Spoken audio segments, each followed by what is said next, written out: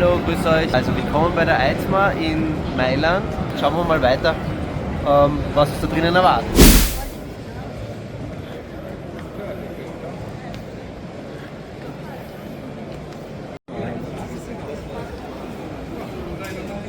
Ja. Hallo, wir sind gerade bei den Suzuki-Stand. Elektrisch haben sie nichts, aber dafür haben sie Wasserstofffahrzeuge. Also eines zumindest. Ob es schon in Serie geht nächstes Jahr, weiß ich nicht. Aber so schaut das gute Ding aus. Hydrogen. Burgman. Ja. Da sieht man dann, da unten sieht man diesen Wasserstofftank. Das ist eigentlich recht witzig. Ja. Ob das Ding funktioniert, keine Ahnung. Es ist abgeschirmt offensichtlich mit irgendeinem Blech.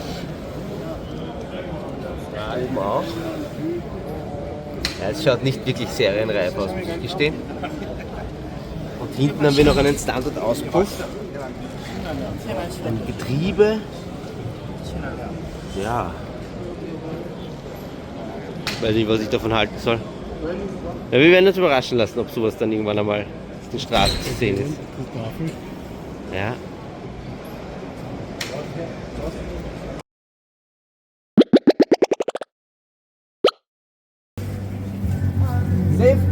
Safety first.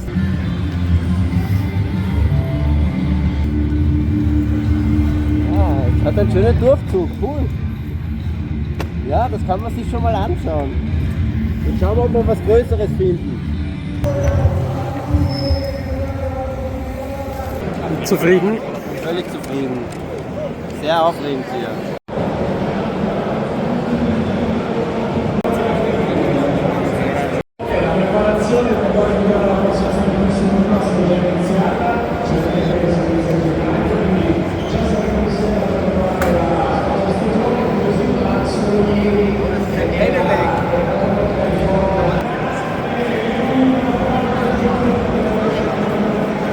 Da drüben haben wir die Elektro. Schauen wir kurz rüber.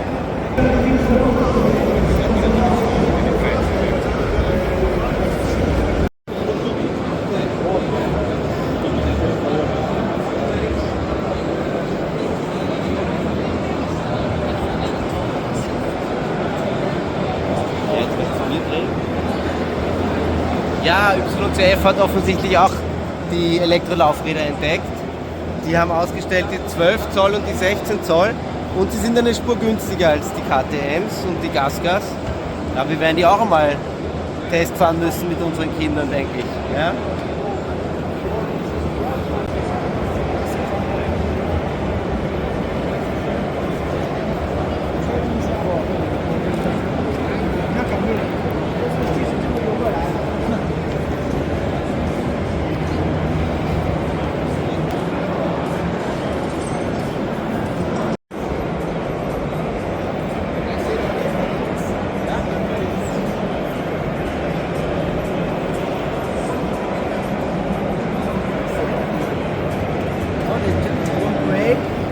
Eine Handbremse, Vorderrad, aber eine Fußbremse noch super.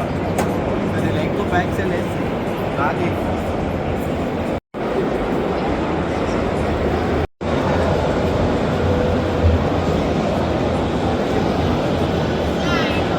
Ja, endlich, die Origin. Ein Wahnsinnsmotorrad. Enduro-tauglich. Hier haben wir die Specs. Keine Ahnung. Wir schauen später genauer an, was das Ding alles kann. Hier, der Antriebsstrang. Ganz verpackt, komplett zugemacht. Keine Kette sichtbar. Ich bin mir nicht mal sicher, ob es eine Kette hat. Vielleicht ist es ein Zahnriemen. Ein wunderschönes Design. Hinten sehen wir, dass die Schwinge nur einseitig ist. Wie bei der GS, BMW. Ja, es ist wirklich ein wunderschönes Fahrzeug. Das Cockpit, muss ich gestehen, hat mich ein bisschen überfordert hier.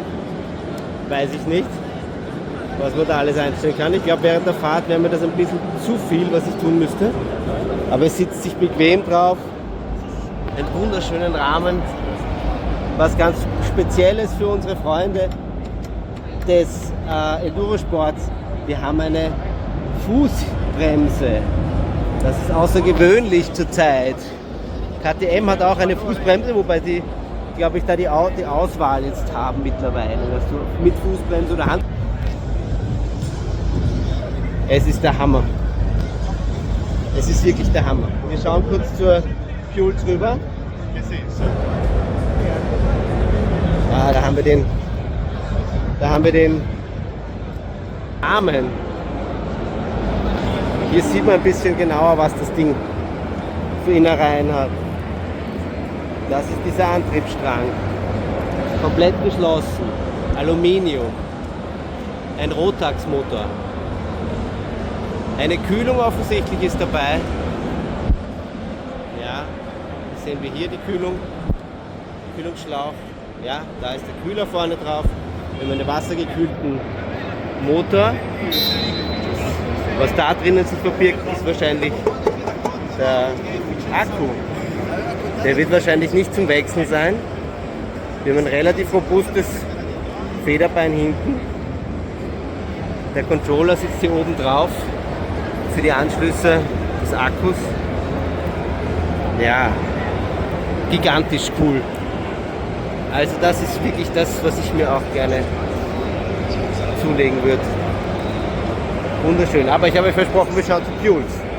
There it is.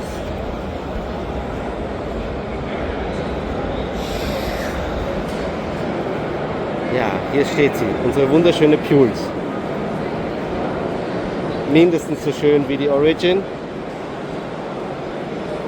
Und vermutlich mit ähnlichen Komponenten. Rotax-Motor, einen geschlossenen Antriebsstrang, Federbein, aber ohne, wenn ich das jetzt richtig sehe, ohne Öl, also ohne Einstellungsmöglichkeit. Wir haben hier auch eine Fußbremse, das genieße ich beim Aufsetzen. Ich komme mit beiden Beinen gut runter, fast mit den ganzen Fußflächen. Hier haben wir auch wieder so ein bisschen eine kompliziertere Ansicht. Da gibt es Media offensichtlich auch, laut, leise, was auch immer das bedeutet. Wir wissen es noch nicht. Ja, vorne haben wir, kenne ich jetzt nicht, Chuan, vielleicht kennt ihr die besser, die Gabel schaut auch sehr robust aus. Da haben wir die Kühlflüssigkeit drinnen. Auch Motor ist auch gekühlt durch einen wie heißt's? Ja, das ist der wunderschöne Stand von Can-Am. Wir sind begeistert.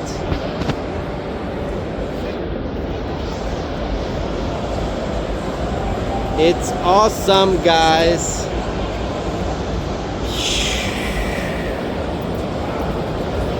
Das Wunderwerk von Can-Am. Endlich sind sie zurück. Mit der Puls und der Origin. Zwei brandneue Elektromotorräder, die wirklich viel Fahrspaß versprechen. Zineco. Ein Roller von Zineco. Das Display kann man nicht lesen, es ist viel zu dunkel. Mode, ich kenne mich nicht aus. Klassischer Roller. Ja, was soll ich sagen? Nicht viel. Aber hier, gleich da drüben, viel cooler. Ein kleines Dirtbike.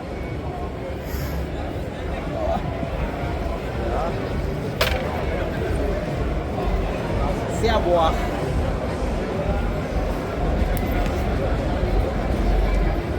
Nicht sehr ausgewogen.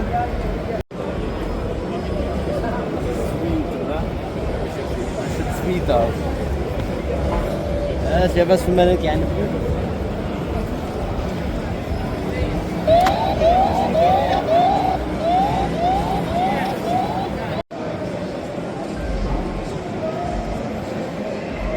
Ein Elektroroller von Reju.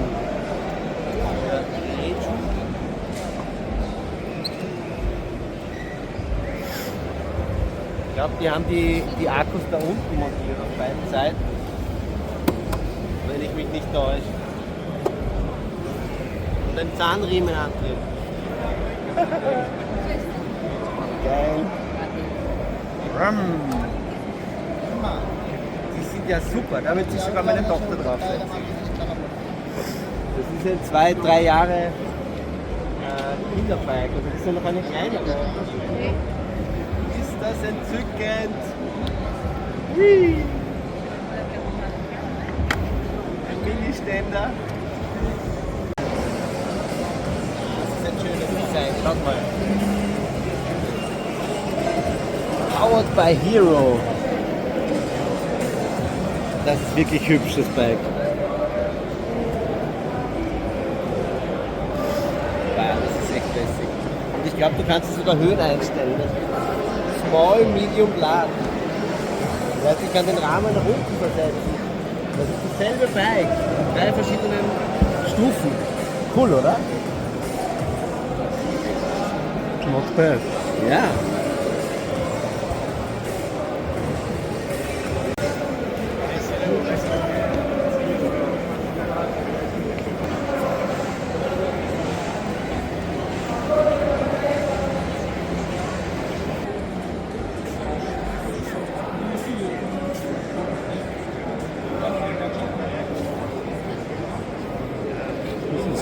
Stella-Bike. Schauen aber auch cool aus, die Dinger. Ja.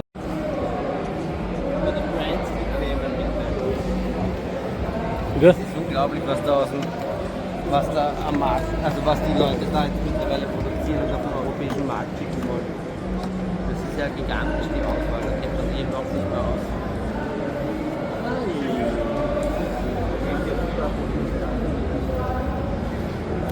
Haben wir einen Drehtrubel.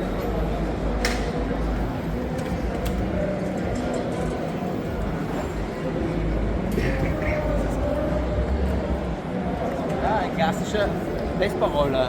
Retro. Das Gas ist ein bisschen warm.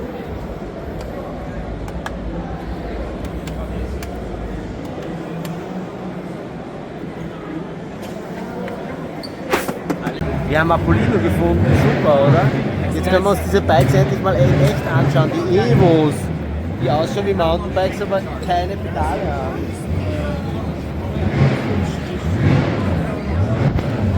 Eine wunderbare Gabel. Recht nette Fahrradbremsen. Schöne Bärentatzen. Schönes Design. Und ein unglaublich schön designter Rahmen. Wow. Cool. Geil. Ja, diese Bikes wollen wir im Park verwenden.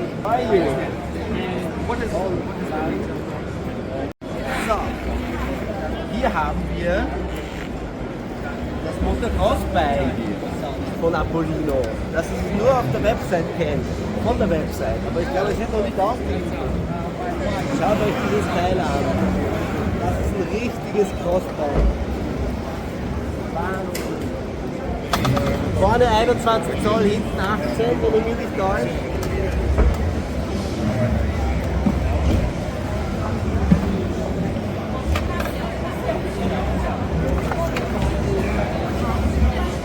Ja.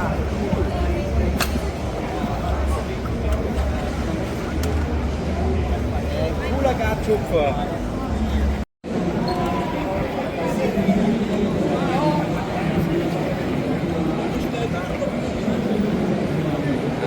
Roller wie Sand am Meer hier.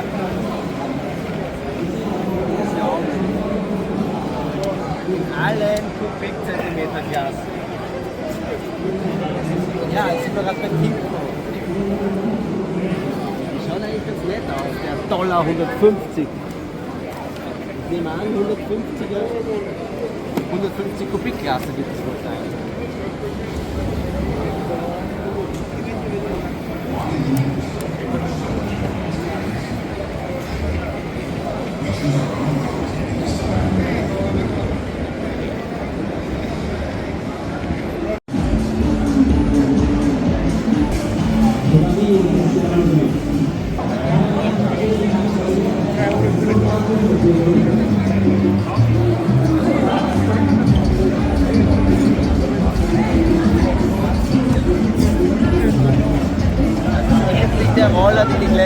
vorgestellt habe, der MQI 100 GT.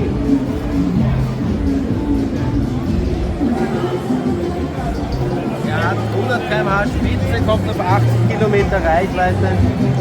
Schaut ganz cool aus.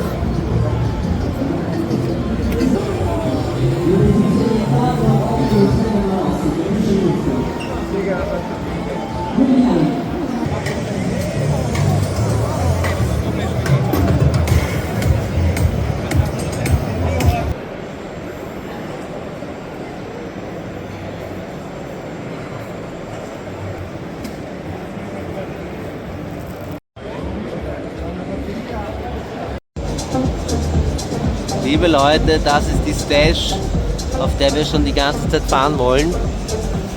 Aber leider ist sie noch nirgends für eine Probefahrt zur Verfügung. Wir werden mal schauen, wie lange das dauert. Schaut hübsch aus, oder? Ein richtig schönes Naked Bike. Preis, keine Ahnung. Schönes Design. Ja, Sozius-Rasten. Federbein.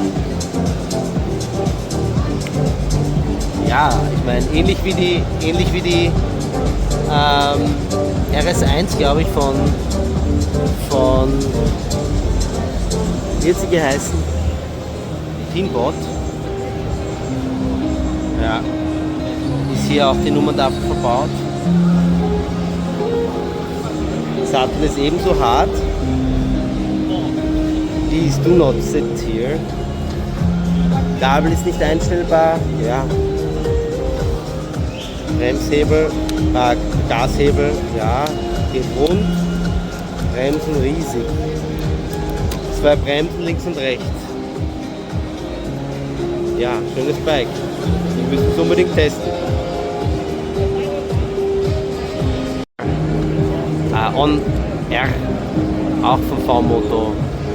Ein süßes Design. Recht reduziert alles. Ja, wie ein Fahrrad im Grunde. Kurzer Popsch. Schmaler Rahmen. Schmale Sitzbank. Ja, Kette als Antrieb.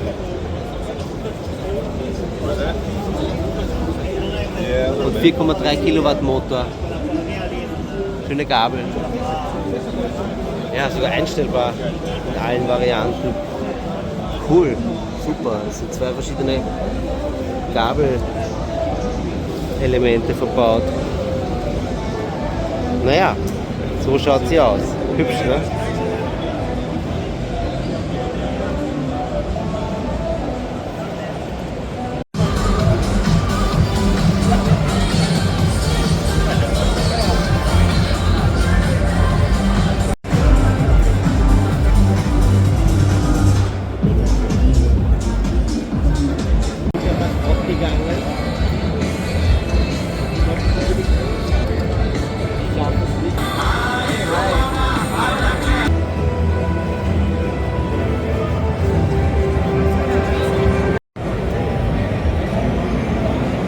Eine Naked Bike Variante und ein Roller, beides super futuristisch, irre. Wir sind schon so gespannt, was Honda nächstes Jahr wirklich auf den Markt bringt. Wir haben eine Deal mit Honda.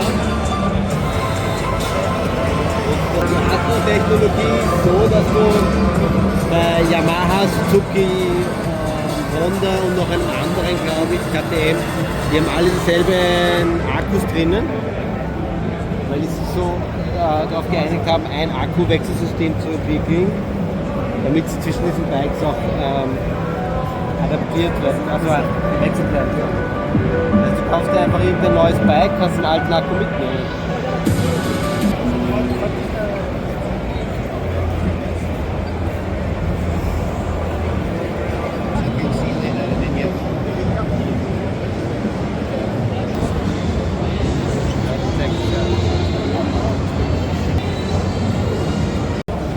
Ein bisschen was von einer Livewire mit diesen geschwungenen Lamellen bei der Akkuverkleidung. Das haben sie eindeutig kopiert, aber der Rest wirkt eher wie so ein 20er Jahre Motorrad, 30er Jahre Motorrad. Ganz schlank wie Fahrräder. Geil. Bin ich gespannt, ob die auf den Markt kommen nächstes Jahr.